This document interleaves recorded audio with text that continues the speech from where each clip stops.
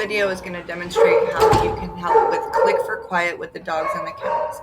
The two supplies you need are lots of little treats and a clicker.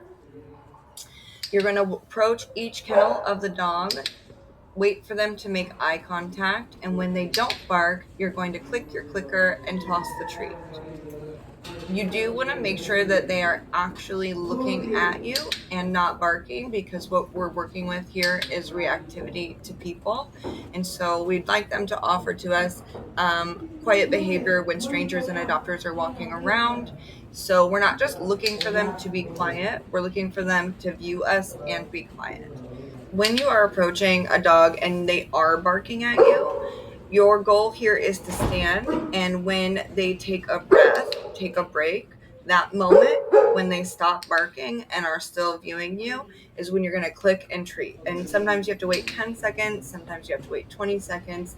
And you are just waiting to catch that moment where they stop barking. Sometimes it's in between barks. Take that inhale. They're still looking at you. Click and throw a treat. You've probably noticed that I am taking turns throwing treats underneath and over the top of the kennel. My preference is always to throw the treats underneath the kennel. However, sometimes the dogs have pushed all their blankets towards the edge and it's blocking the underside of the kennel, so I have to throw it over the top. The most important thing is that the dog receives the treat within 1 second of hearing the click and doing the behavior. So you want it to be as rapid as possible, so that they can connect the treat with the behavior that we like. This is also why it is super important to have a lot of treats, and even better if they are small. That way you can do a couple rounds reinforcing that behavior. And I always have the treats in my hand so I can rapidly give them out without having to take time to dig in my treat pouch and lose that moment that is so important.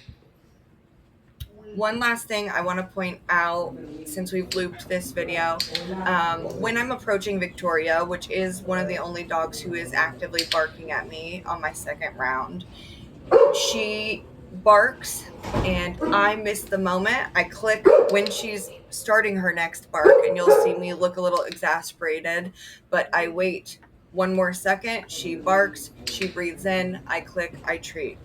And that's going to happen. That's normal. That's expected.